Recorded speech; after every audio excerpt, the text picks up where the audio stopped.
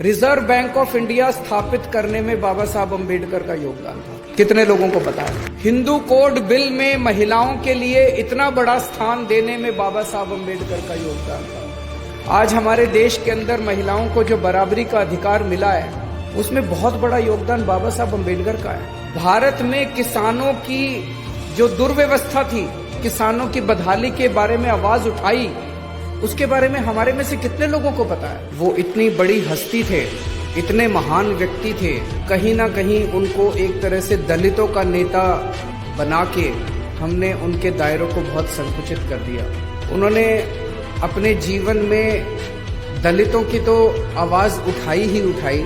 वो खुद उस समाज से आते थे, उन्होंने खुद अपने जिंदगी में बहुत संघर्ष किया, लेकिन उन्होंने समाज के हर उस वर्ग की आवाज उठाई जो समाज का वर्ग दबा हुआ था, कुचला हुआ था और जो अन्याय झेल रहा था। उनके जीवन से सबसे बड़ा मैसेज ये है, एक गरीब परिवार में पैदा हुए, गांव में पैदा हुए, वहां पे उन्होंने बचपन में जिस तरह से छुआछूत झेला और जो गरीबी झेली, उस जगह से निकल के, और ऐसे समय में जबकि पढ़ना लिखना कितना मुश्किल होता था, उस समाज के लोगों को स्कूल में जाना कितना मुश्किल होता था। अच्छे अच्छे घरों के, अमीर घरों के बच्चे भी उतना नहीं पढ़ पाते थे।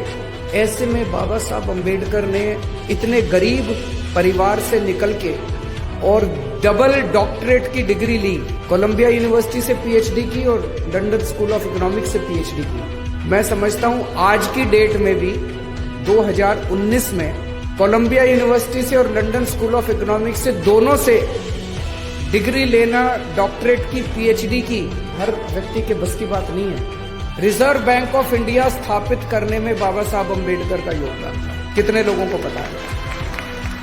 हिंदू कोड बिल में महिलाओं के लिए इतना बड़ा स्थान देने में बाबा साहब अम्बेडकर का योगदान था। आज हमारे देश के अंदर महिलाओं को जो बराबरी का अधिकार मिला है, उसमें बहुत बड़ा योगदान बाबा साहब अम्बेडकर का है। भारत में किसानों की जो दुर्व्यवस्था थी, किसानों के बारे में उन्होंने इतने कदम उठवाए और इतने उन्होंने किसानों की बदहाली के बारे में आवाज उठाई, उसके बारे में हमारे में से कितने लोगों को पता है? बाबा साहब अम्बेडकर ने ऐसा संविधान दिया है हमारे देश को। आप सोच के देखिए, 1947 में जब देश आजाद हुआ था, पूरे देश के ऊपर छोटे छोटे इतने राजा महाराजा थे। सरदार पटेल ने देश के अंदर घूम घूम के सारे देश को इकट्ठा किया, एक भारत बना। पूरी दुनिया को उस टाइम ये लग रहा था कि भारत ज्यादा दिन चलने वाला नहीं है। इतनी विविधताएं थी, इतने धर्म थे, इतनी जातियां थी, इतनी संस्कृतियां थी, और उस सारे देश को सरदार पटेल जहां एक और इकट्ठा कर रहे थे, बाबा साहब अम्बेडकर ने ऐसी किताब लिखी, ऐसा संविधान दिया।